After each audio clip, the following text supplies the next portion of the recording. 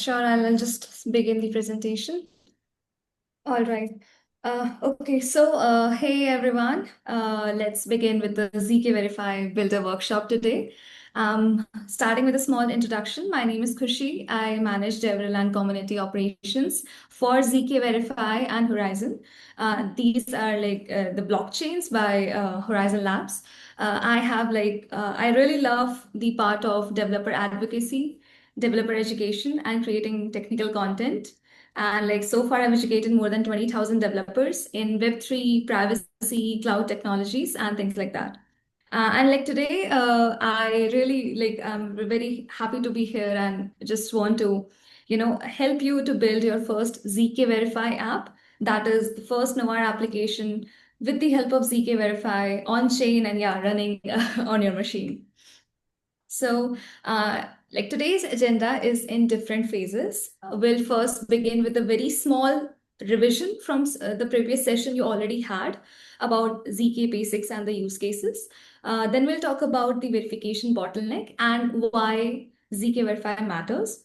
Eventually, you will deep dive into what exactly is ZK Verify and what is the architecture of ZK Verify, so that it all makes sense to you that why zkVerify exists and how it really helps you as a developer in building your ZK applications and more advanced privacy focused applications. So this is going to be the phase one. The theories for today, it's going to be mainly about zkVerify and verification side of things in the ZK systems. Okay, yeah, so then we'll have a small break. We can participate in a quiz, or maybe we can just have some Q&A related to the theories discussed so far.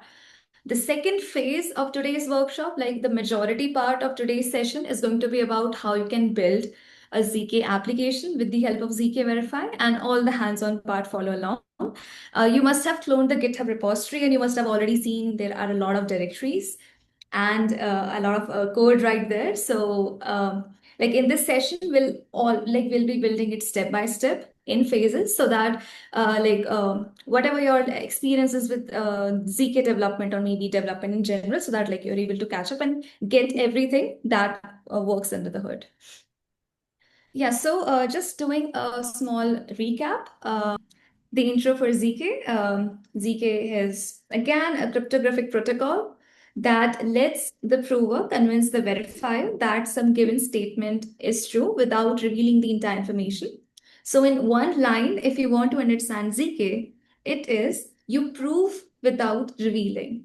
So if you want to prove that you are 18 plus, or maybe you want to prove that you have this particular identity in this particular country, then you will be able to prove your existence, maybe your age, maybe something else, without giving all your personal or private information to the person who is verifying it. So this is the initial idea for ZK proofs. I know you must have covered a lot of things in the previous session. This is a simple mental model for ZK proofs.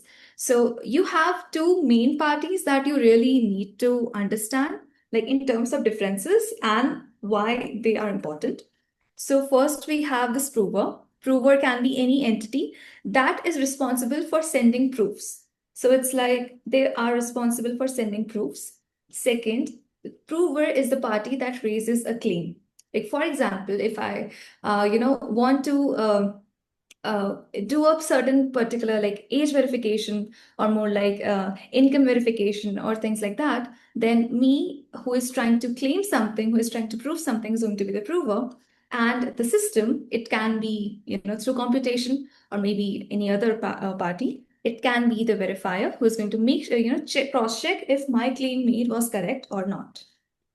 Now, if you want to understand it in a very layman terms, again, suppose you have to prove that you are 18 plus, you are older than 18. So you as a prover, being Alice, in usual cases, like in real life scenarios, you are going to give your ID card, could be any identity card issued by your national authorities. And then Bob can manually see it and verify that, okay, you are this person. But again, here in this scenario, the information about the prover is being entirely revealed.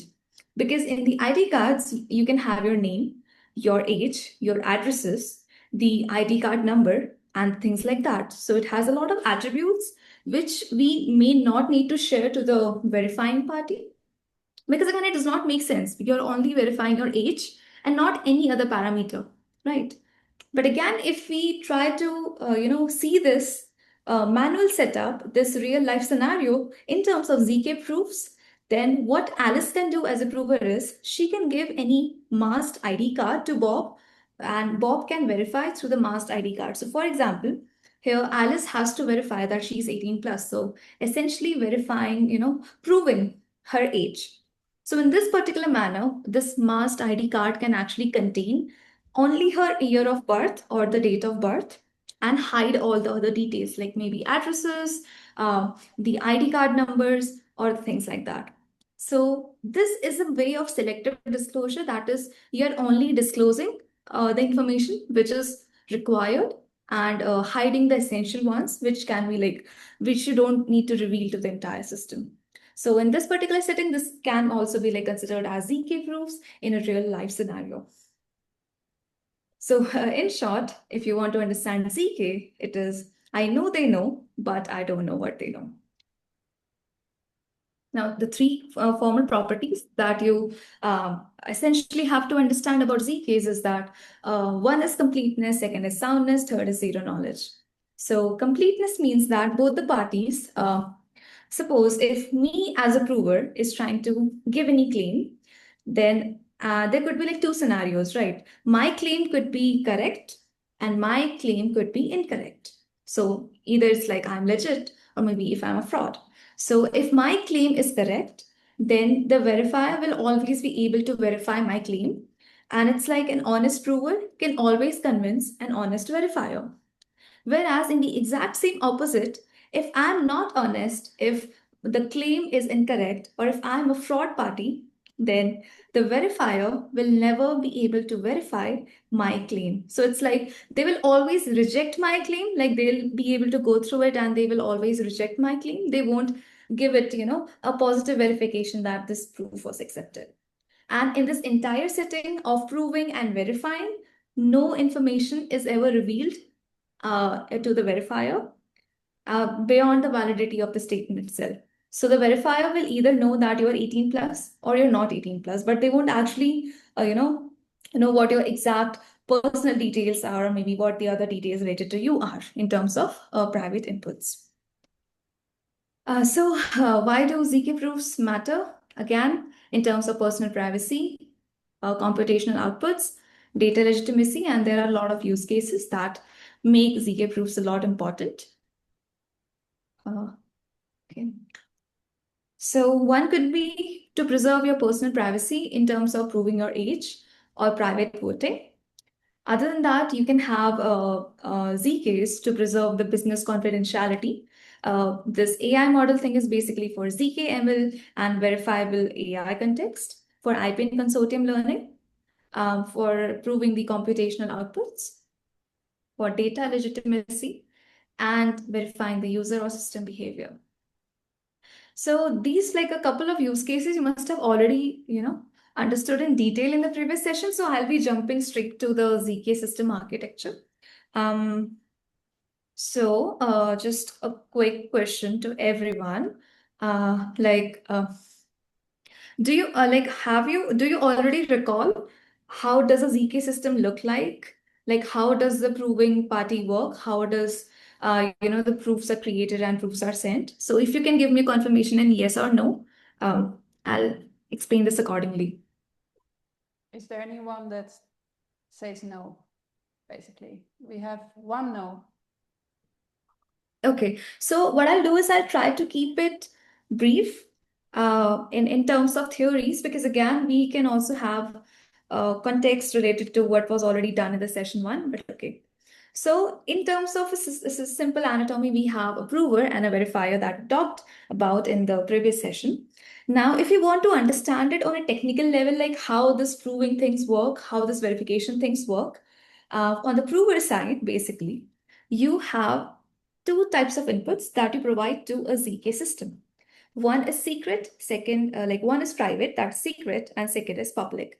Now, suppose if you want to build a system that verifies all the users who are 18 plus, then the user age is going to be a private input because again, you don't really want to reveal their actual age to the entire system, right? But again, here the public input is going to be 18 because 18 is my threshold value.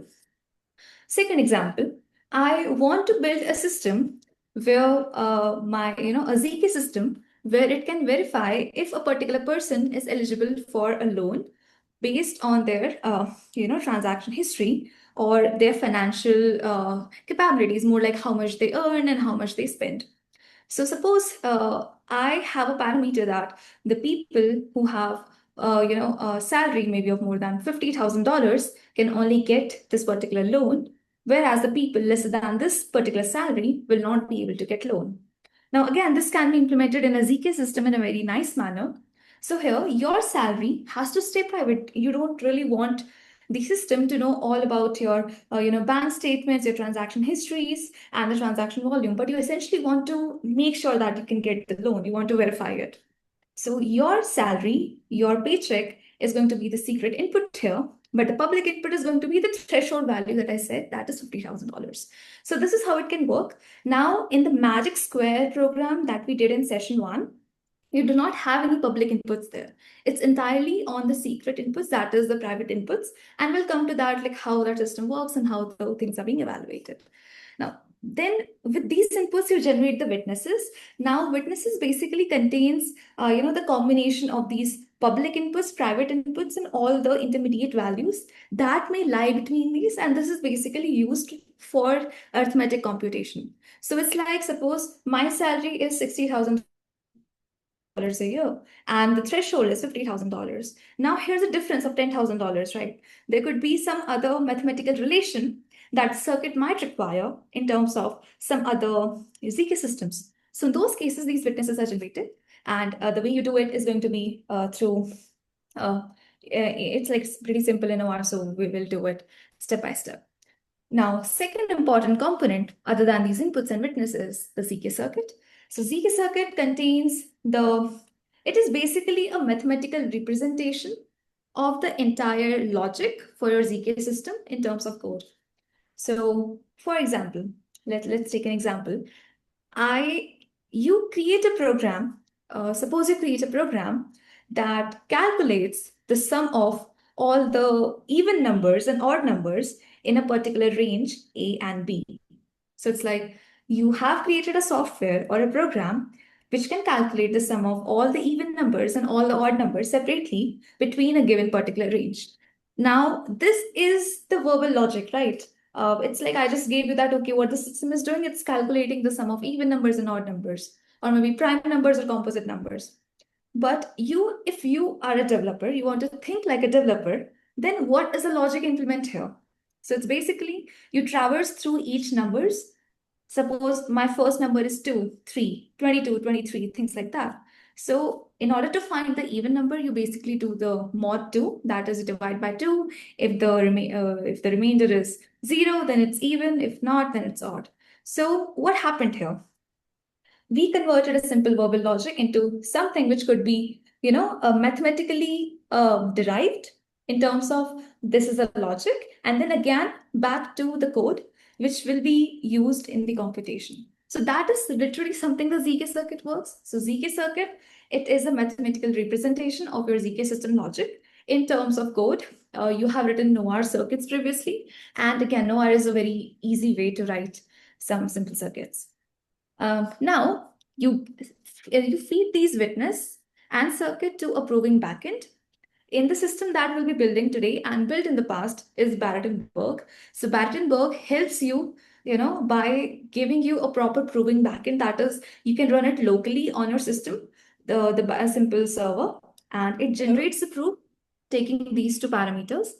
So this is on the proving side. On the verification side, so there are like three main parameters. One is the ZK proof that we have already created through a ZK system.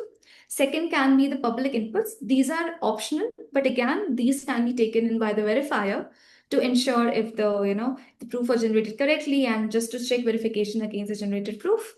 And there is also a third thing called verification key, or verifier parameters, which are used by the system for proof verification. Now, you have already understood how the proving works in session one. In this session, we will focus more on the verification side of things.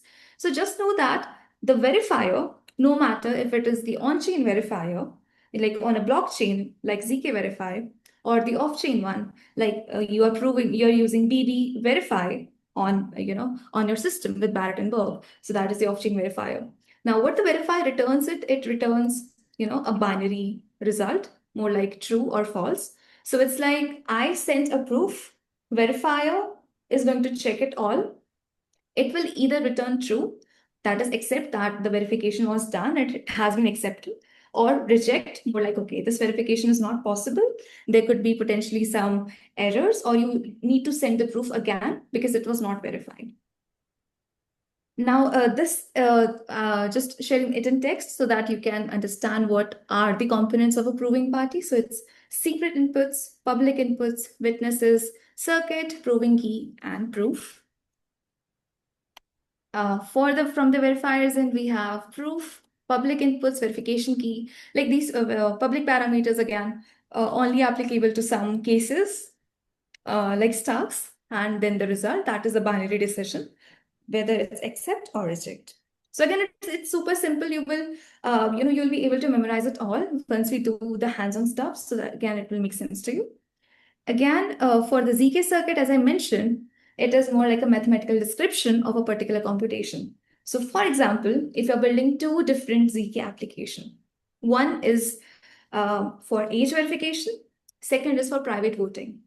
So again, the first ZK app is made to verify your particular age without revealing any other information about you, right? The second one is for the anonymous or private voting, so that your vote is counted, but again, it stays anonymous, like whom you have casted vote to, and so on. So in both of these cases, the logic for the circuit is going to be different, right? Because here you are taking in age, here you're taking in vote, and the personal, the user identity as well.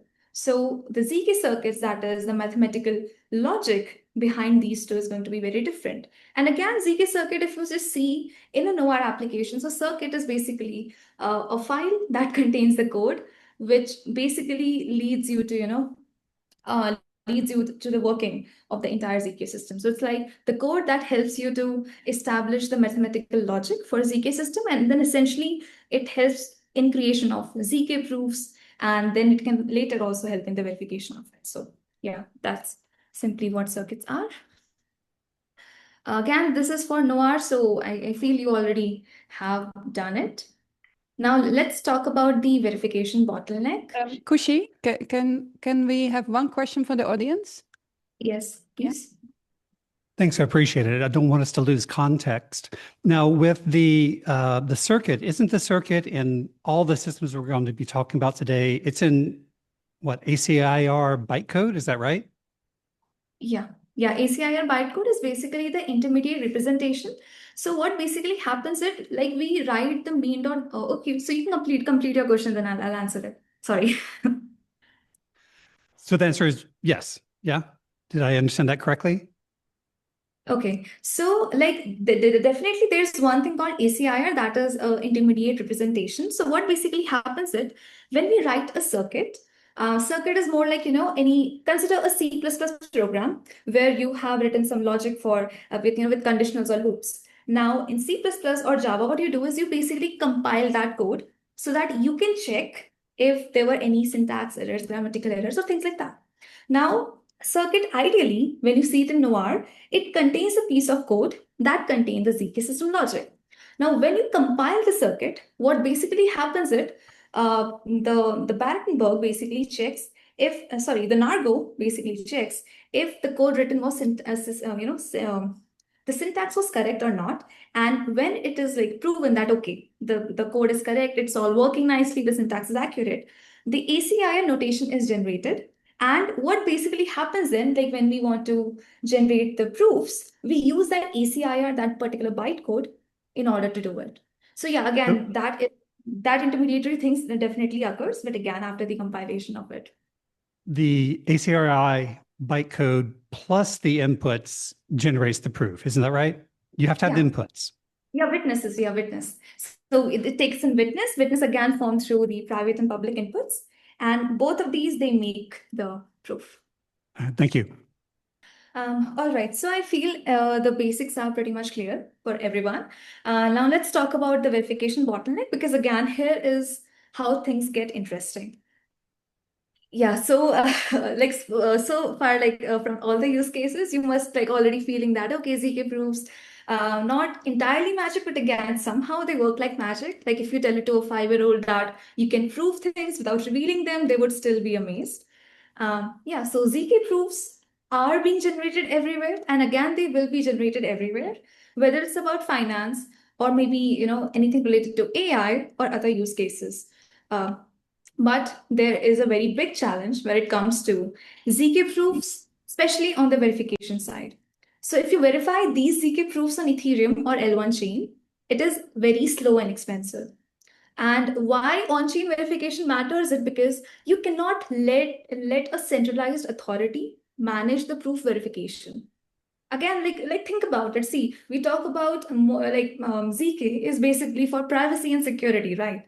But if you just hand it over to a centralized server, a centralized application to manage for a large scale use case, then again, one, there's going to be technical hindrance, and second, it does not even make sense because again, we are talking about privacy and then you're handing it over to a centralized authority, which can easily tamper it. So that is a very big challenge that we see with the centralized systems. So we usually build, these ZK applications on a more decentralized approach, that is through the blockchains. But again, if you want to verify these proofs on chains like Ethereum or L1s like Solana or things like that, it's super slow and expensive. And this is the proof, the cost and the USDC per cost. Given that, like suppose you're trying to have a proof verification done on Ethereum network, and it's like a very high condition time. So again, a simple proof can literally cost you a lot. And just know that your application won't produce one or two proofs. It can literally produce hundreds or thousands of proofs. And you will see that how it all works through the hands-on application that we'll build. So here enters zkVerify, and we want to enable you to verify everything and compromise nothing. So zkVerify is a universal ZK proof verification layer, and we are also working with other, ZK tech to enable true ZK adoption in the world. Now, what it basically means is that zkVerify is a layer 1, which is meant for verification. So it's like you see all the other blockchains out there, they are for, high speed, low gas fees and things like that. But like they have a different use cases, but they do not currently serve only for, ZK or privacy focused technologies. But you have zkVerify, which has its core use cases only for privacy and ZK. So this is the architecture or how zkVerify looks like.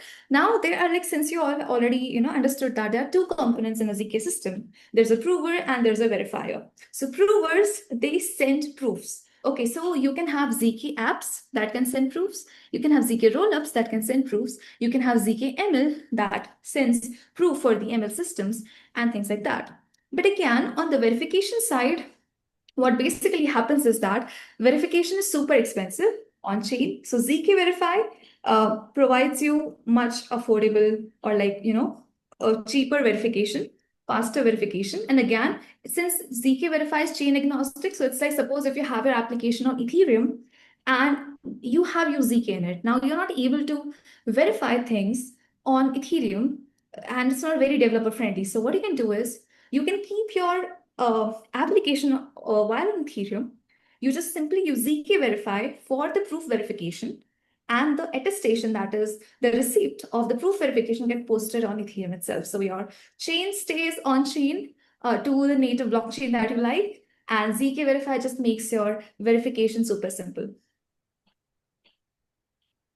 Again, zkVerify is super versatile. So whether you write circuits with Noir, Circom, RISC-0, you can verify it all through zkVerify. And again, after verifying it on zkVerify, since it's an on-chain application, you can send the receipts more like a confirmation through across like any blockchain environment, because again, we are pretty compatible to most of the ecosystems right there. And you can see the supported chains, like I'll come to it after this theories.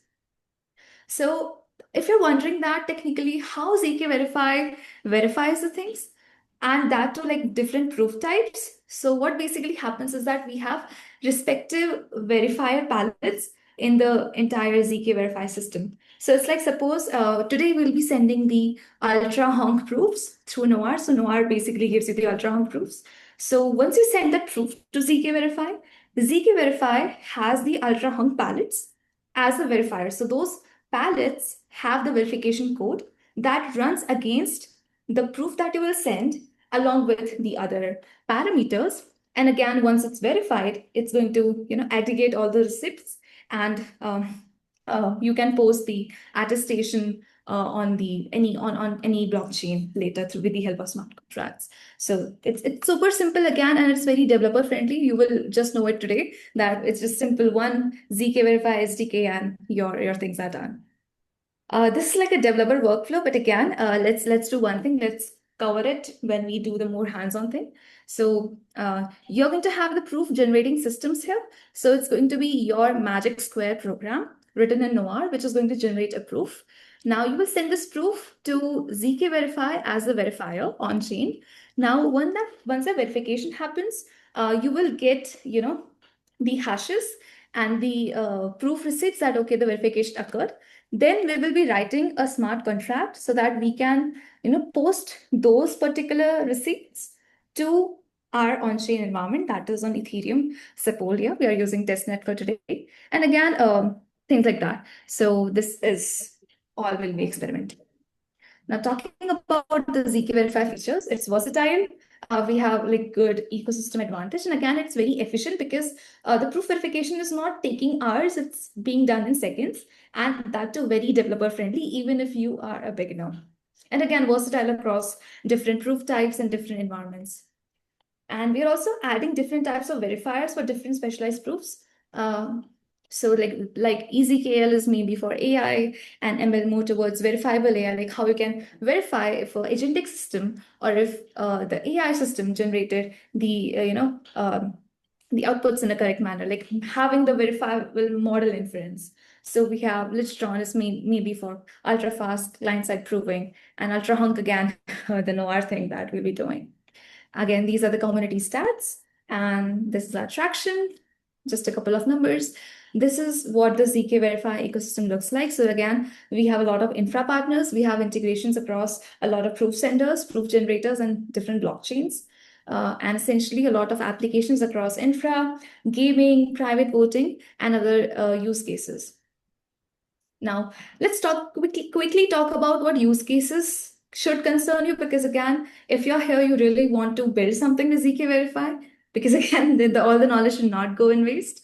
So with zkVerify and DeFi, you can build the on-chain privacy-focused solutions, the solutions that prevent front running or maybe MEV bot farming or things like that.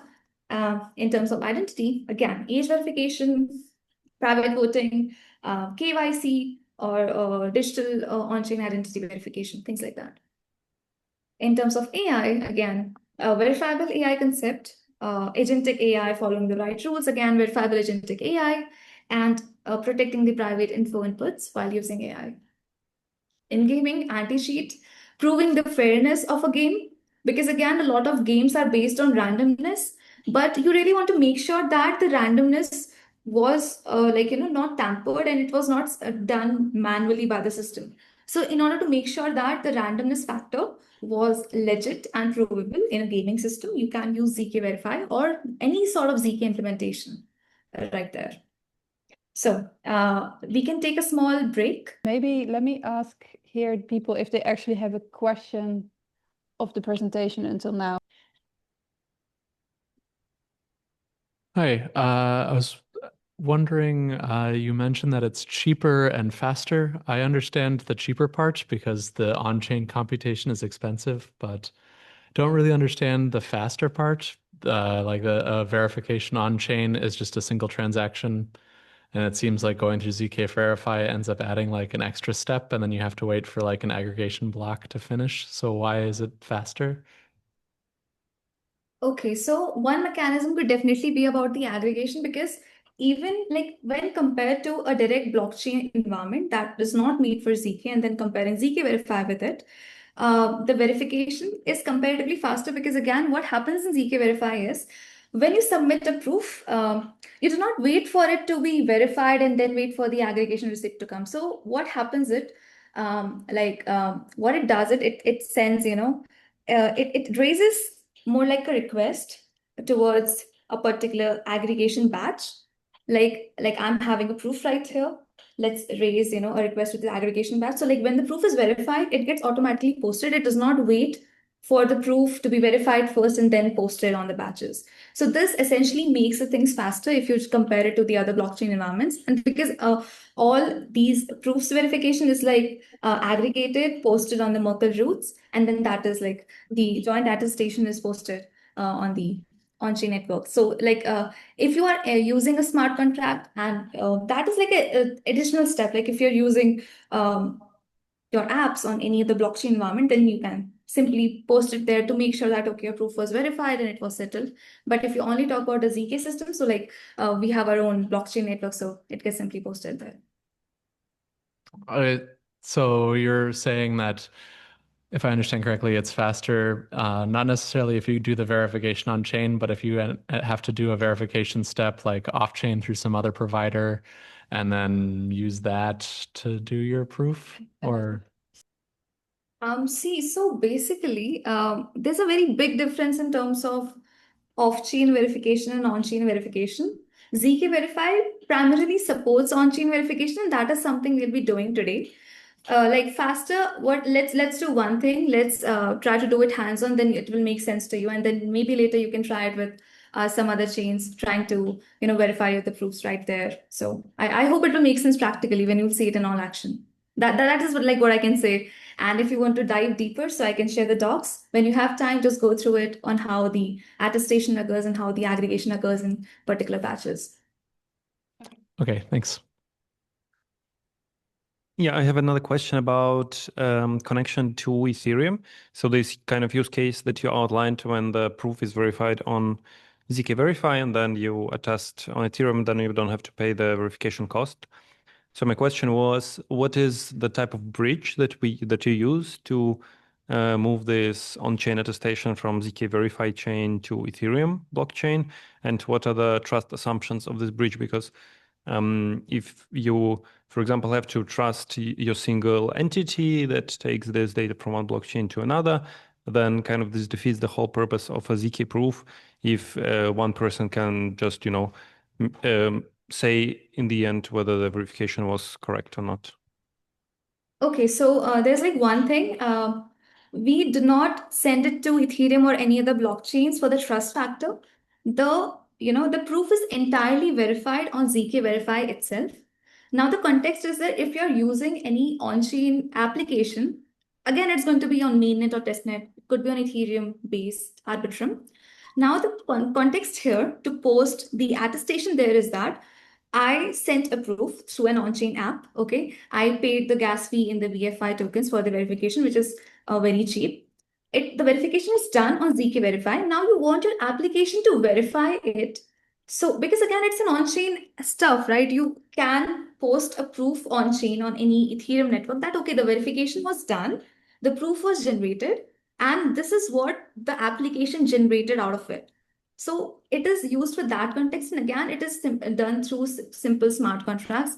You can push the aggregation batch and the aggregation IDs through the smart contract, and it gets settled on the on-chain environment also. So you do not need a specific bridge. It's all smart contract calling. So it's simple as that.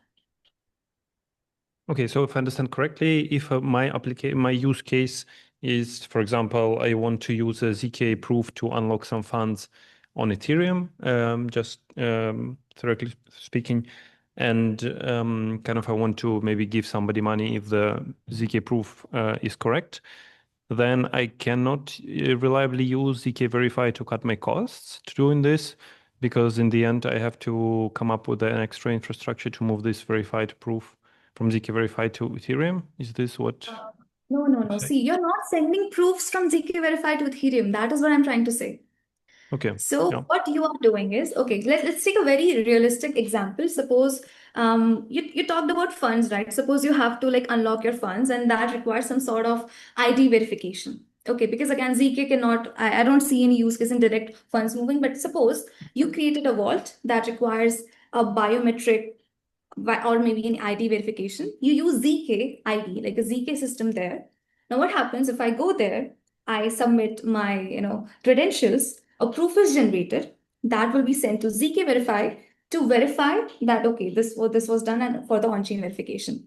Now, what you want next is that when my ID verification is done, when the proof is verified, that says that okay, my identity is verified as well. Because again, if the proof is not verified, which means my ID is not verified. If the proof is verified, my identity is essentially done.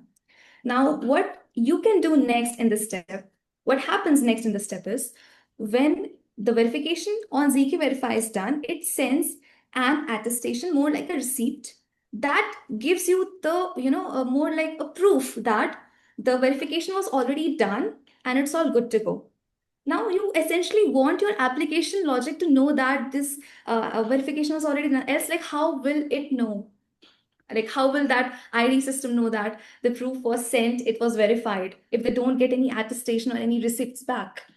So what we are doing here is we get those receipts from zkVerify and we are posting, those in terms of a hash-based proof to any on-chain environment so that even the user can verify through the blocks, the entire system like that. So you're not sending proofs to Ethereum, you are sending a receipt that the proof was already verified on zkVerify at this particular time, and you are just sending that attestation, that small hash on the Ethereum, so that even the user, the end user, or maybe any developer can verify it on the on-chain environment that the verification was already done on the Ethereum network through zkVerify. So that is how it will work. Okay, all right. Let me see if we have the things still. This is again pretty much related to the session one, in terms of what was covered right there. So this is what the simple ZKP development workflow look like. So for you first design a circuit, you compile it, you generate witnesses, then there's proof generation and then verification that happens. Yeah, so these are the steps you can use to build a ZK app with Noir locally. So first up, you define what you're proving in terms of magic square. So it was basically you're trying to prove that the user knows the magic square numbers and you're trying to prove it through the ZK system. Then you choose your circuit language, you write the circuits, compile it, generate witness, and things like that happen. So these are the steps that you follow with Noir. But the catch here is that you basically generate the proof and verify it on the same system. And then you can build an app around it by integrating front end and writing some scripts. Now, with zkVerify app, things go on-chain because you are trying to verify your ZK proof on an on-chain environment. And then second, you are sending the the aggregation, that attestation to any network like Ethereum, so that your application can verify what exactly happened right there. So it's like your application should be able to know when the proof was verified and where it was settled, because these blockchain applications have to be trustless, and you should be able to see and verify if any activity happened on chain. So these are a couple of steps. So defining, writing, and compiling the circuit is the same. You generate witnesses, you generate the proof with Kekek hash. This is just an additional step. We'll be using hashing here. So then you verify the proof locally first, just to see if like the proof generation is working correctly. Then you submit the proof to zkVerify. Then you receive this aggregation JSON. You get your V-key hash, and you then deploy the verifier contract and things like that. So today what we'll be doing is you already have compiled the circuit and generated the witnesses in the session one. And today's what we'll do is we'll first do the on-chain verification with zkVerify. and built an app around it in terms of on-chain smart contracts and front end and the other components. But again, let me give you a quick disclaimer. While you're at it, this may feel very different from, the expectation and reality is like very different. But again, it's a little overwhelming and little difficult if you're doing it for the first time. But again, you'll be able to figure it out soon. So there's no big challenge in that. So a couple of prerequisites. Let me know if this is already done. First up, if you have already set up a sub wallet and have got some testnet tokens, the VFI tokens, we will need VFI. Does for- everyone have the tokens? Like, I think everyone has, Khushi. Okay, amazing. So we'll just need small tokens. It only requires when you are sending the proofs to zkVerify testnet for verification. Second is the installation. So I hope you already have Node.js and NPM, Nargo and Barrettenberg in these particular versions because zkVerify only supports these versions as of now. I guess you already cloned the repository, so we are good to go on that part.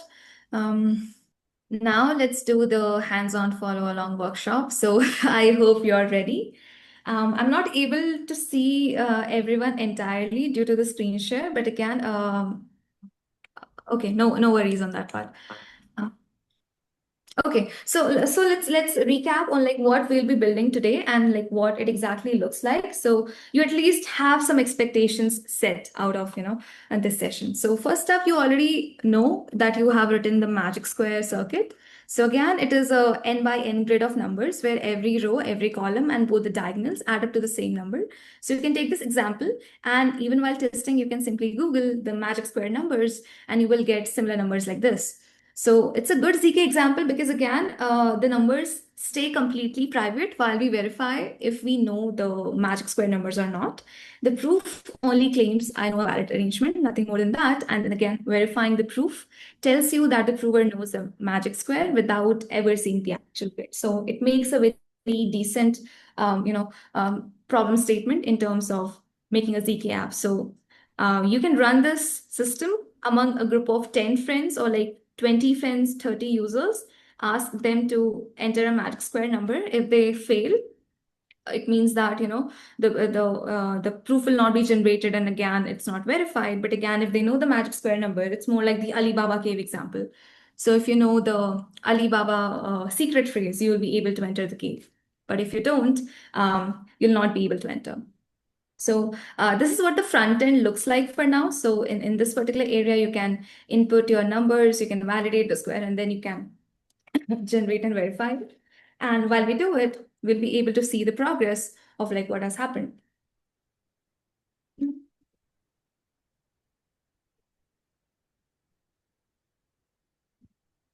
Sorry. Yeah, so this is a small video. There's no audio, but again, I ran this this application, and this is the progress and things like that. So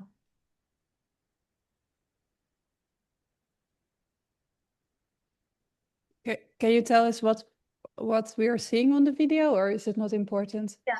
yeah, so basically, like this is the basic front end which will connect your circuit and the other components like your smart contracts and the entire backend system. So what happens is first up, you validate the magic square. That is, see if these parameters are correct in terms of private inputs, generating witnesses, then generating proof out of it.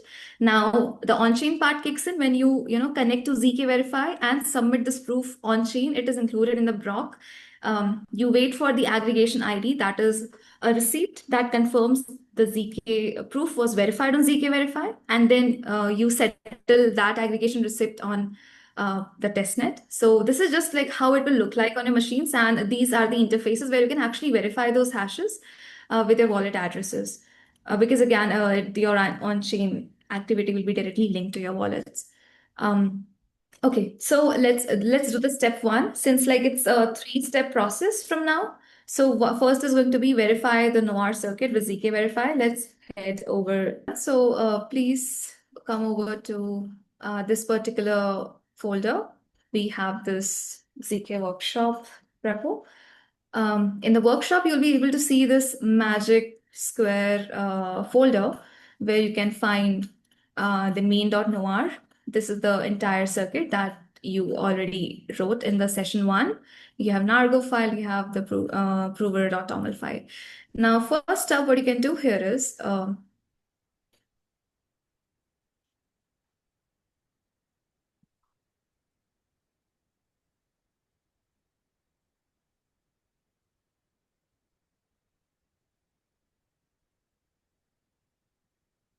your first task is going to be that you try to compile this circuit, generate the witnesses, and do those steps locally. So if you remember the steps, if you remember the commands, it's great. Otherwise, you can simply head to prep, you can head to docs, and you can refer to this noir command thing in order to make it happen. But like if you remember the things that's great. So in the first step, what we'll do is we have our circuit. You can go through it again, but again the logic is same. I have not changed a lot of things. First, we will compile the circuits. We will execute it and against the inputs that we already have. So again, this is the input that actually works. This is a correct magic square number. So again, let's run the commands. First up, let's have nargo compiled. Also keep an eye on the target folder as you write these commands. So like when we have done the nargo.compile stuff, we got this magic square.json file, more like the ACIR representation after you compile the circuit. Now it's time to, generate the witnesses, because again, we do not have any public inputs here. The inputs are stored in prover.toml. These are the private inputs. We do not have any public inputs for this program. So we'll write nargo execute. Let me know if you're able to see this. I can zoom it a little bit.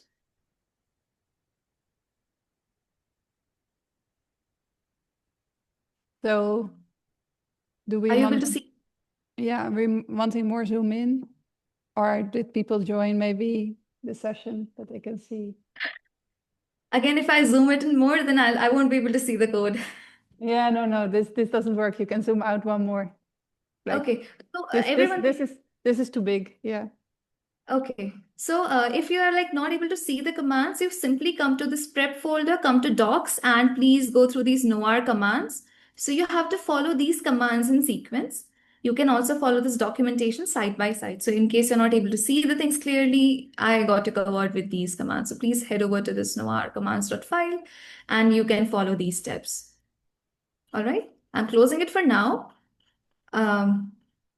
Okay, so far what has happened, we compiled circuit and we've also generated the witnesses. The witnesses are in this .gz file.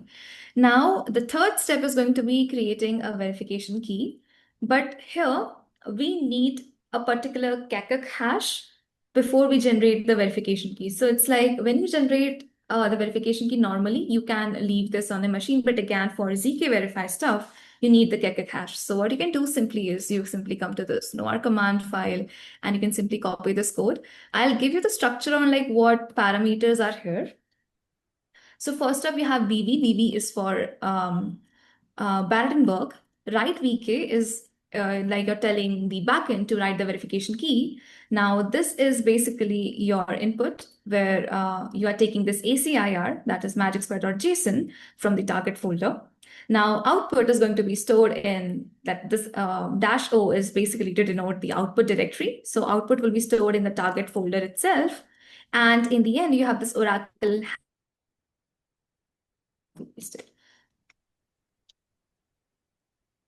So once you do it, you get this output like scheme is ultra honk, finalized circuit size, VK save to target of VK. Let me know if you're able to compile the circuit. Compile the circuit and generate the VK here. Okay, let me go to another group here to see what's going on. I managed to prove it. You managed to prove it. Okay, so if you Put Oracle hash catch it on the last step, which wasn't in the README. so okay. But Yeah, but some verify part. I'm still like I'm trying to use the proving part. Okay, but you were basically saying that if you follow the steps, you should be able to reach it. on this last step, you need to also put in Oracle hash. I found. I don't think it works. Don't have that. Okay, I don't know if you heard that, Khushi, about the Oracle hash. So like, what is the question with that? I already mentioned that we are generating the VK through this command, and this is just an additional parameter, which just, tells that if you generate a VK, just keep it in the kekek hash format. It does not affect the VK. It's just getting the legit VK, but again, only in the format that zkVerify supports. So let me know what's the question here.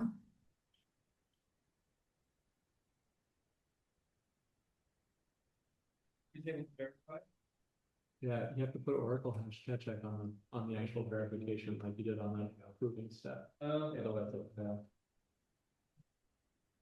On the zkVerify command, you also need to pass in the Oracle hash parameter as ketchak, so that it matches the Oracle hash parameter that you used when you called bbprove.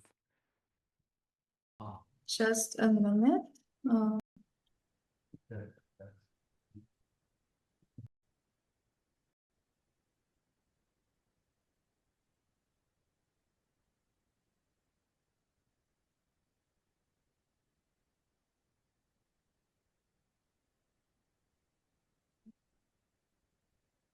Yeah, let me try passing it on.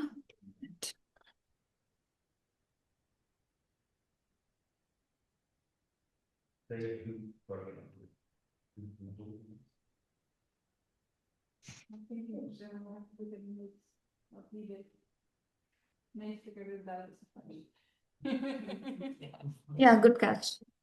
Let me update this. There. Good catch, Nate. Okay.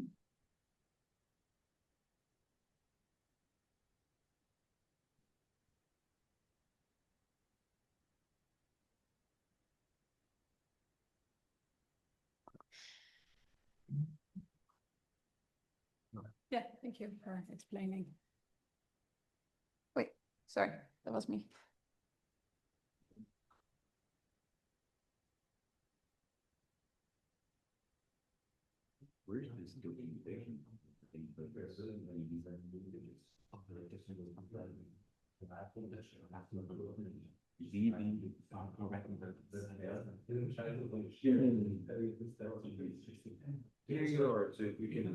Okay. Khushi, I think when you're as well ready, we can probably continue. Was everyone able to verify this locally with the hash? Yeah, we have a few persons that were a bit behind. I don't know if, do you want to catch up?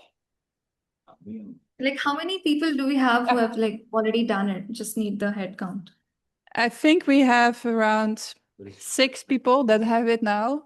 And then I think we are now starting to screen share. So people are following each other a bit. All right. So far you must have already verified the proof locally, and these were the components or like the files which were generated. Now we will be verifying the things on zkVerify. Now for this to happen, we'll be writing a dedicated script. Like it's super simple. You can also refer to zkVerify documentation. So I'll also keep sharing that.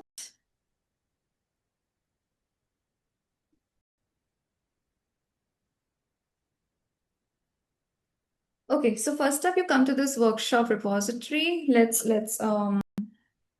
create a folder, maybe for proof submission. You can also give any other names, but again, you'll have to remember the name for the context.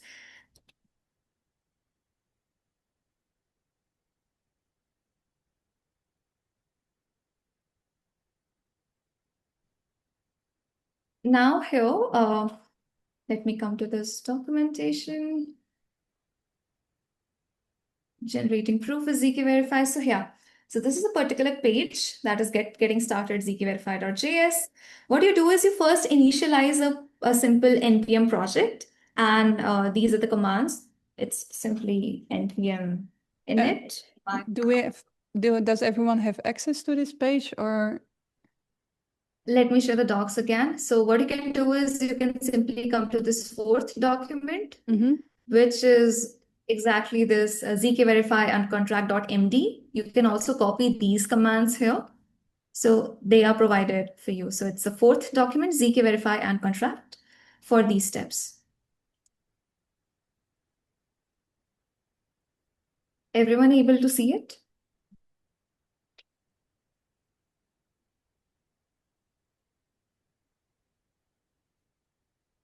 Let me know. Okay, so yeah, npm package set type. Yeah, I think it's correct. Should work. Okay, so yeah, everyone, like, please keep an eye on these docs folder because everything is given here in terms of commands. So even if you miss out on something, you can always refer to this MD file in order to follow along. Coming to this one, once you type this first command, which is this npm init and this type module, so you'll get a package.json file inside your proof submission. So just know one thing, like inside the workshop folder, the first folder is the circuit, that is a magic square folder.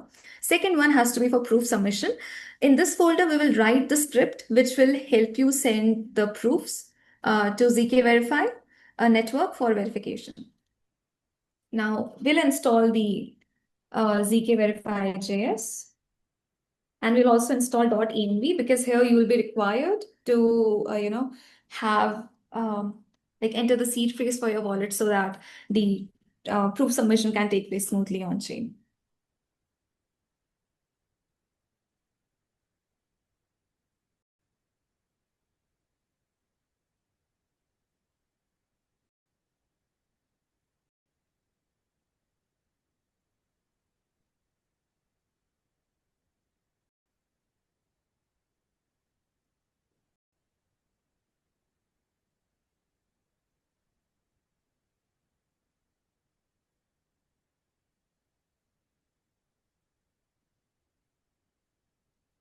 Okay, once it's done, you simply create an env.local file. Make sure you don't commit this on GitHub. You add this in the git ignore. And let me know once you have installed the zkVerify.js because now you just have to copy the seed phrase from your wallet and paste it here. Just a minute. Okay, so now we'll be writing the index.js file that contains a script to submit the proofs. Now, yeah. So come to the proof submission folder. We'll be creating a file, index.js. This. Let me see if we have a support documentation for this. Yeah, so if you go to this documentation page, let me share it with you in the chats also. So here in this documentation, we have the guidelines to write this index.js file for the verification logic, and it supports a lot of proofs from circum, RISC-0, ultra-plonk, SP1. You have to choose ultra-honk because we are using Noir ultra-honk scheme in this particular circuit, and this is basically the code that is captured in this particular index.js file. So I'll head over to this place. First up, let's write some importing files. Okay, So Khushi, just to make sure, they cannot find this, like it's not saved in the, we need to go to the website for this? So you can, okay, so you don't have to go to the website. Do one thing if you want to find it directly and avoid writing the code. Go to prep, go to proof submission. You should be able to find index.js file that contains it all. So this is the entire code that we have. It is in proof submission index.js. Okay. Yeah, so you simply do one thing, like if you really want to just copy this up, let me give a quick walkthrough on what this file is doing. So first up, there are these imports for env file and for the modules that we'll be using in order to verify the ultra honk proof. Here we have these paths which directly ping to this magic square folder, so that what actually happens here is that you already have your proof and all these VK and these inputs right here.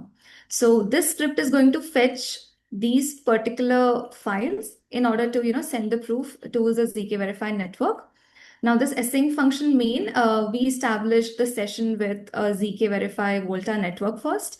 That is with the help of the wallet that you'll provide here. Make sure you have already set it up to zkVerify testnet network. This is basically the entire event for sending the proof and getting it verified and obtaining the aggregation receipt. So if you go deep into it and read the documentation, you'll be able to understand what are the parameters added here. And yeah, once it's done, once you submit the ultra honk proof, you get yeah, so the event information is actually returned with the block information and the full transaction info to your machines. So now what we'll do next is going to be, we are going to run this vertical receipt. Again, I need to come to this workshop folder, proof submission. Yeah, so keep in mind that your proof submission folder looks like you have this env file, you have this index.js, and these two were the part of the npm installation that you have done. So you simply run node index.js because you'll be running this locally right now. And yeah, you will see the steps like these. Just a second. Okay, invalid seed phrase provided. Okay, my seed phrase is wrong. I need to check. I think we didn't see really what you were doing or what your issue was. Okay, so the issue is very unrelated. What you have to do is you have to create a env local file like this in your proof submission folder. You have to, you can paste this entire folder file, the index.js one. Then you come to the terminal and type this particular command, which is node index.js. So these are the only steps that you do. In case you feel you face any errors, you let me know. Otherwise, there's nothing additional. It's just you get this index.js file, you paste your seed phrase into the env file, and then you simply run this command. Aggregation JSON, we're looking into. Yeah, maybe you can speak. Yeah, we're looking at the aggregation.json file that has the Merkle proof. And so we're looking into how that is proven on the destination chain. Okay, so you have already received the aggregation.json file in your this proof submission folder, right? Yeah. Yeah, then that's perfect. I mean, your the proof has been already verified, and you have received all the details in aggregation.json. Let me do the same step in mine. I'll have to wait for a couple of minutes for it to be there. Okay. Let's see. Yeah, My network is getting slow, I feel.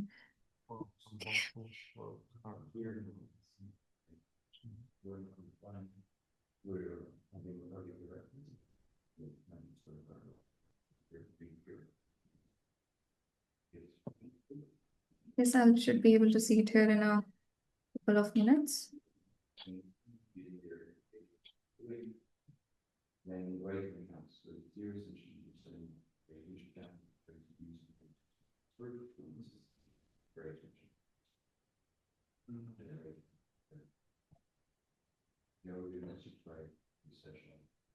So the information which is being broadcasted on your terminal is basically the proof that your ZK proof, your ultra hung proof was submitted to zkVerify and it was verified. If it was what the case and if there would have been some errors, then this verification would not have been done. And as a result, you will be able to see an aggregation.json file in the proof submission folder itself. It might take some time. Otherwise, it's usually faster. So while it's running, let it do the process. Let me check. Do you also have the aggregation to JSON file names, or you're not there? I'm running node index. Yeah. It's trying to submit, but there's some mismatch in the byte length, which I don't understand. Oh. Okay. Are you familiar with that, Khushi? So byte length could be related to the proof which was generated. So like, was the proof generation successful from Magic Square? Yes, the proof generation was successful. I proved it locally, like I verified it locally. And when I run node index, it seems to like connect to the Volta testnet all right. It seems to like load in the proof fine, but then there's some mismatch in the expected length of the VK versus the actual length by about 100 bytes, Can you please 122. do one thing, like in this Magic Square one, can you please delete the target folder and do the steps again, like the VK generation and the proof generation, and like try those steps? Yes, I've done that a few times already. Then I guess you'll have to share the error with me directly, like somewhere through the chats, because that should not be the case. Or wait, let me see if there's something in index.js we can do. So this aggregation.json is more like, all of us like are aware of what exactly is a Merkle tree, right? Merkle tree has different leaves. So just consider it like, a proof as a leaf, and it contains the parameters that significantly help you to identify where the proof was posted and like to which leaf, or like maybe to which block it would be associated. So this is basically the root. This is the leaf, and like this is the aggregation ID. So this is just which is being contained in this aggregation.json file, nothing more complex. And nothing more too technical about it. So it's like that. It's more like a receipt, and this is a proof from zkVerify's in. It's more like the zkVerify network telling you that the verification of the proof is done. It is in this particular, particular batch, and this has this particular hash. This is how you can identify this on the network. So in case you want to, paste this on zkVerify testnet explorer, you will be able to see all the details. Let's try to do it once. Copy this leaf.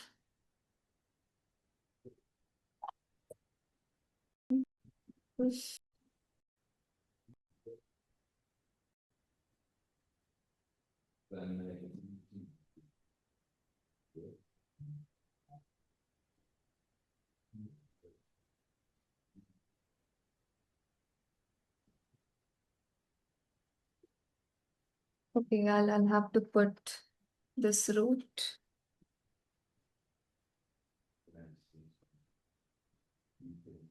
What is up? 1 minute.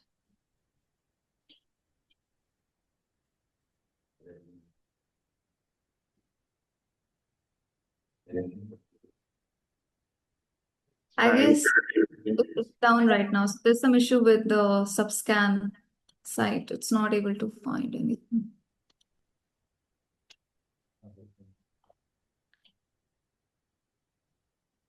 Okay, no problem. The site is down. I don't know why. Maybe some mass outage is happening somewhere on the other side of the world. Okay, so now we'll do next steps for the workshop. Just a minute.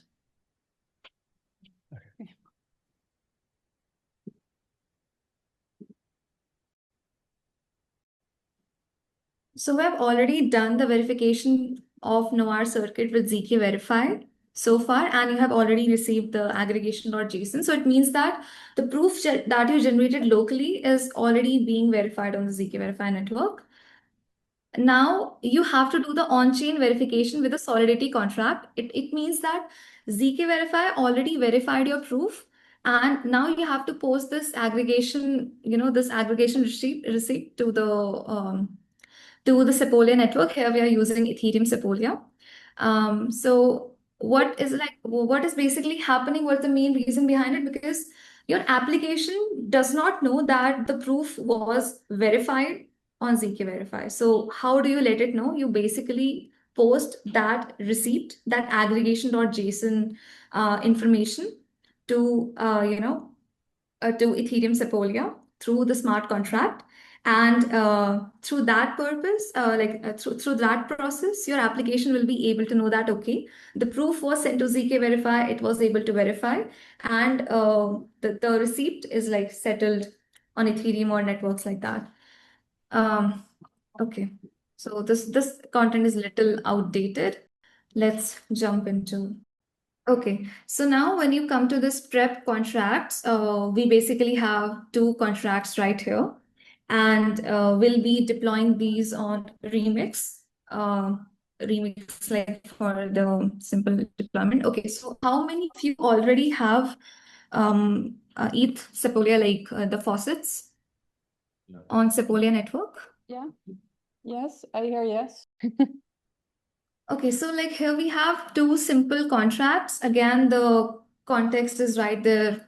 Also, like in the ZK Verify. So it's like we already generated proofs. Now it's like, okay, so we already, sorry, verified the proofs. Now we do have to do the smart contract verification. So it's like we create two different files. One is I verify proof aggregation.sol. And the second one is basically, it can be, simple verifier for your application, which is like magic square verification.sol. So what these two files will do is they will, they will form an interface, and it will basically tell the smart contract on like how to talk to ZK Verify's proxy contract. And this is going to be the actual contracts used in your application. So you have to deploy these in order for your application to work on-chain entirely. So yeah, the first one is this I verify proof aggregation.sol. It clearly gives you an interface, like it's like that, you're getting this domain ID, aggregation ID leaf. So these were a couple of parameters that we already saw in the aggregation or JSON, and which were also passed in terms of what ZK Verify network receives. Okay, so coming to Remix.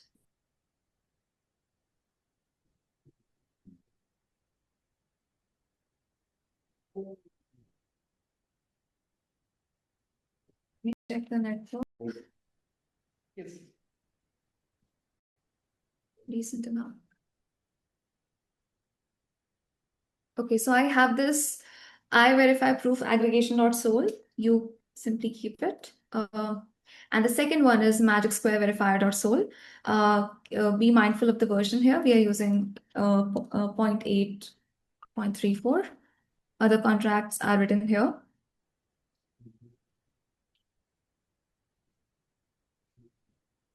Now, simply first compile this particular file.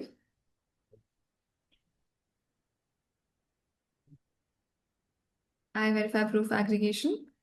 And the second one, which is like important, is Magic Square Verifier. So this is the main contract of your Magic Square application.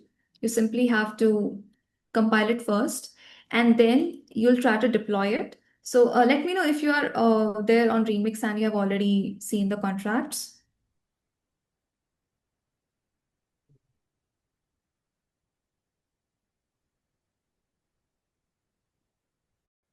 Okay, all right. So like here we'll be trying to call the zkVerify proxy contract on Sepolia, and these parameters will be passed by us like after this deployment stuff. So okay, so you first compile this particular contract. Now you use Wallet Connect. You have to use the injected wallet provider. So I've already connected mine. Make sure your sub wallet is already connected here.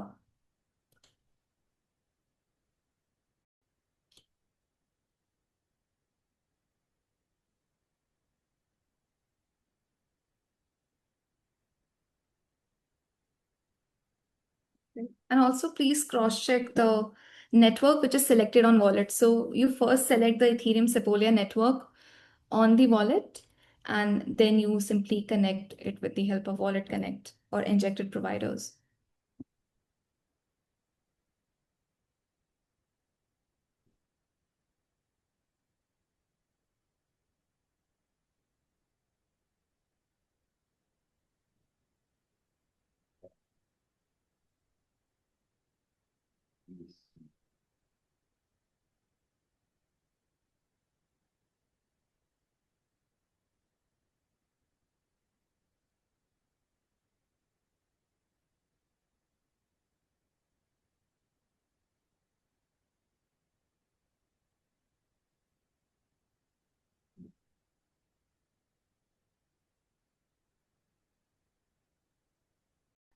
Okay, so for now we have these two contracts. Now this one contract is going to take the information that we have received from the aggregation.json, and second contract is going to help us interact with the zkVerify proxy contract. So first up, before deploying it, I'm copying the zkVerify proxy contract. It is there in the fourth doc, that is zkVerify on contract.md. And why it is important? Because this proxy contract sits on Sepolia Ethereum testnet, and this contract will help your application to verify if the if the aggregation receipt is submitted on Ethereum network or not, and what is the status on that part. So before we deploy it, we have done the wallet connect first. Now we paste this particular address. This is a zkVerify proxy contract address, and then let's try to deploy it. So once I try to deploy it, I'll get this transaction request. Click on approve.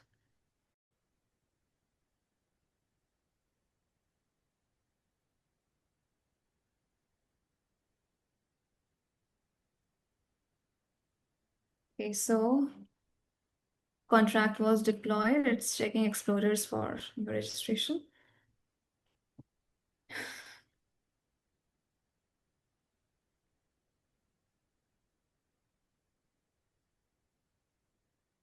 Okay, so our smart contract has been deployed. Now keep in mind that we are only deploying the Magic Square verifier contract. This contract is very relevant to our Magic Square program.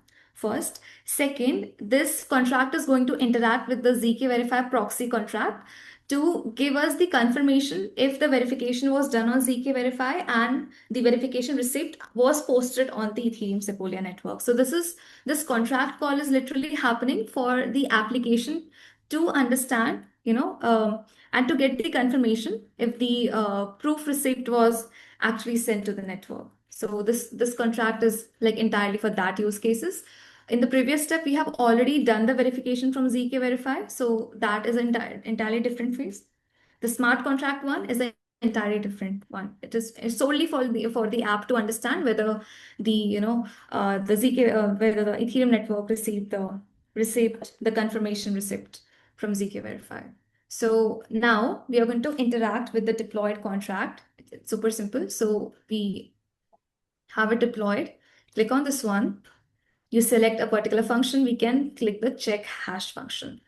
Now, what this check hash function will do, just know that we already had received the aggregation or JSON file, which is a proof that the zkVerify, the ZK proof was already verified on zkVerify network, right?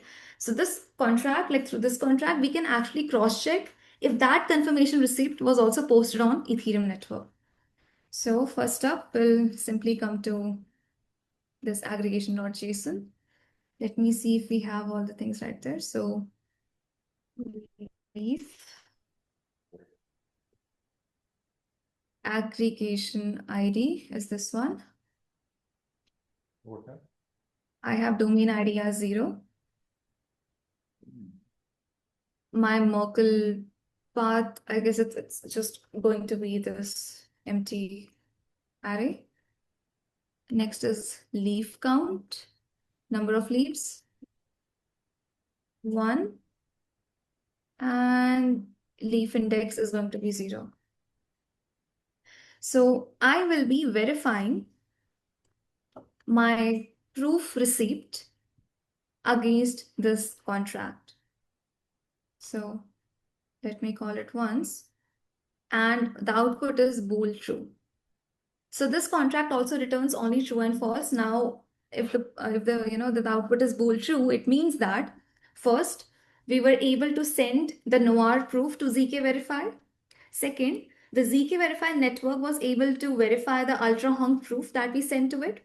Third, after verifying the things on zkVerify network, it sent and received to the zkVerify Sepolia, so that the application and the user get a more like a confirmation that their proof was sent and verified on the zkVerify network. Because again, there is no direct way for the application to interact with the zkVerify blocks and get if the proof was verified or not. So like we use this additional step so that applications can easily know whether their proof was verified and like where it was settled.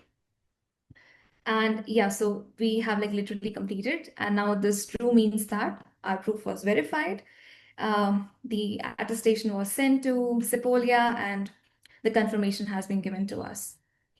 So this is how There's it all one works. question, Khushi. Yes. Yeah, could you open this transaction on Sepolia now and just see how much gas did it cost? 1 minute.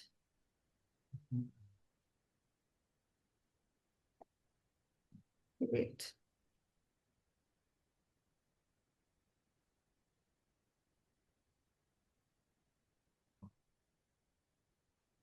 Maybe you can grab the transaction hash somewhere onto. Just a minute. I'm not able to see half of my screen.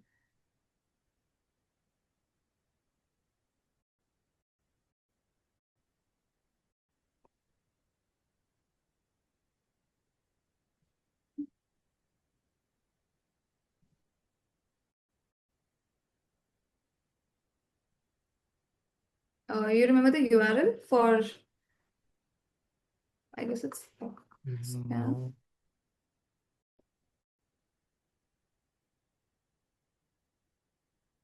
Maybe just write block scout Sepolia or etherscan Sepolia. Well, Okay, 1 minute, Etherscan. Yeah.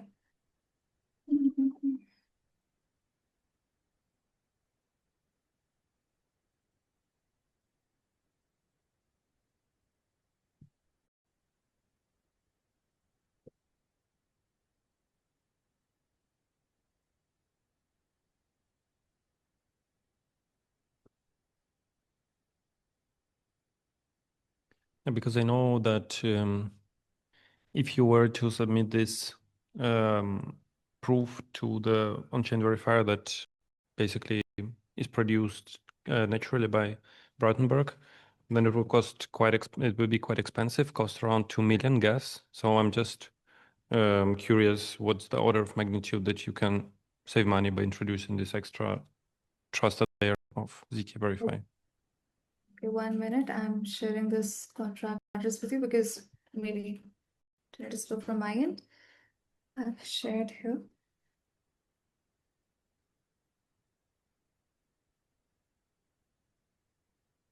I think you are now looking at the actual etherscan for the main.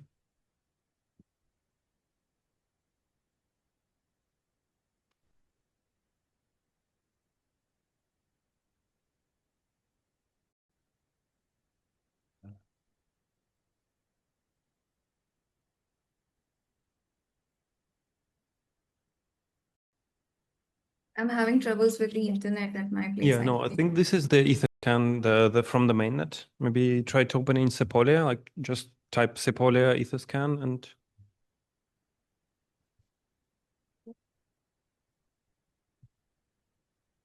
people say it's a sepolia.etherscan something.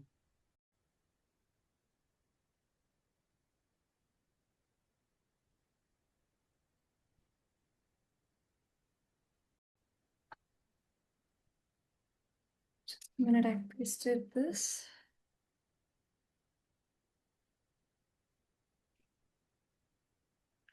Yeah, this is not gonna show the transactions, but I think on Remix you should also see the transaction hash. Wait, so here, maybe scroll a bit above in Just a the minute. terminal. Yeah, no, it's much above. From to input. No, maybe below.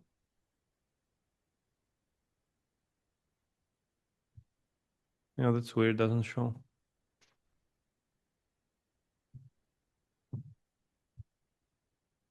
Yeah, maybe this transaction recorder. If you scroll down, yeah, it has yeah, transaction list. Yeah, so here to the left you see transaction, and it's oh yeah, maybe this one. Yeah, let's try.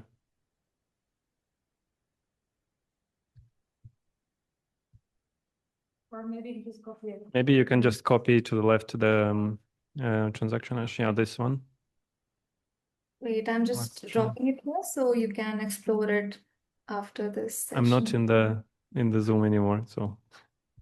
But Um, you just had the Sepola Explorer, right? Open the okay, window. how much Yeah. time do we actually have? Because there's like one more section remaining, that is the front-end integration and seeing how it all works in action. So Yeah. yeah, this was Maybe the click to Let's show more. Click to show more. Yeah, this one. Oh, yeah, I see. It's 400K gas. Thanks. Instead of 2 million, yeah. okay, all right. So On mainnet, it would be 40 cents, this one. And instead of $2. So actually, to your question, we're really actually at the end of our time. So I think the front end is a part that we should not do. okay. Like, yeah. Let me do one thing. You Like, want to so do the since front end? since that this workshop is like going to be recorded, so let me just But how long does speak it this take? verbally. Yeah, right. Yeah. Yeah, we think that if we would do front end and we have to do the whole install session now, like we probably need to wait too long. But is there a part that you say that we should cover now? Because we are really like people also need to go pretty soon. So Yeah, so since like it's also being recorded, so let me just mention the steps here itself.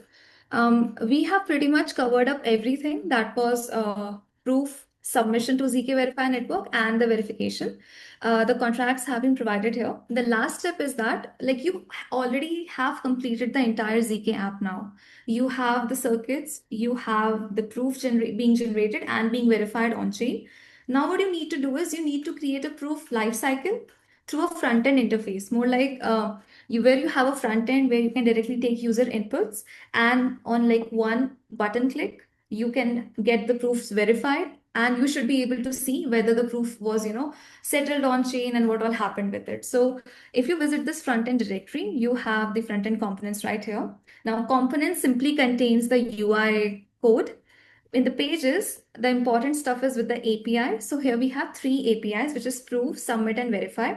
Now, one thing, this is not the entirely production-based app. This is for the beginners who, really just want to build an a working zkVerify app just to understand the gist of it. So these are the three APIs. Prove API is going to help you, generate the proof on a click, submit, for the proof submission to zkVerify, and verify, like when you get the aggregation receipt from zkVerify. So like it's going to be settled on chain on Sepolia for now in this project, and then you'll be able to verify it to smart contracts. So let me just give you the quick demo so that nothing is left behind. And this is just going to be the concluding part of it then. So you simply do npm install and npm run dev in the front end. You do not require heavy setup. It's just npm install, and then you simply run it. Do one more thing. Please do add a env file inside it, because again, now what will happen is earlier we were using the script separately and these circuits separately. So in the new setting, when you have these front end, what will happen is you won't be essentially using the through submission directory and anymore. It will be just the front end and the circuits and things running. And here we have used Next.js, so that makes your stuff a little easier. Yes, this is the front end. This is only the last component. So even if you copy paste the things, it will work because your backend is working. So you just need to deploy the contracts and have it all there. Now, so this is what the front end looks like. One thing, let me try to change these parameters. If I try to validate this is not the correct magic square that we were aiming for. Refreshing it, this is the one, like by default, it's the accurate one. So like when you click on generate and verify, what happens is these steps are being followed in the backend. Let me show the terminal side by side. So see, I did the npm run dev. The environment is env local, and this is what is happening. So first up, it compiled the API proof. That is, the proof was created, and then you submit this proof to zkVerify network. It is still being submitted, and you'll be able to see these steps. Now it's waiting for the aggregation receipt, since the aggregation receipts take a little bit of time compared to proof submission. And this is how it works. So it's nothing fancy. It's running on your machine, and you should be able to see it in sync with the front end. So like through front end, you're able to visualize the things. And here, since it's running locally through npm run dev, you'll be able to see the results. So when you wait for a couple of minutes, you'll get the aggregation receipt, then it waits for the Sepolia attestation. And later you'll be able to see all the hashes, like, where exactly the proof was submitted, and how do you verify it on Ethereum Sepolia that this proof was submitted in this particular context. So this is the end of it. Thank you for sharing your expertise. I think maybe it's good if you stop sharing your screen so you are on screen a second instead of... I think like we have everything recorded, so we will share with the attendees the recording so they can watch everything back what was not clear because we had some errors. But I want to thank you very much for doing this presentation for us. And since we are so late for our time, I'm keeping this very short. Is there anything you want to share before you leave?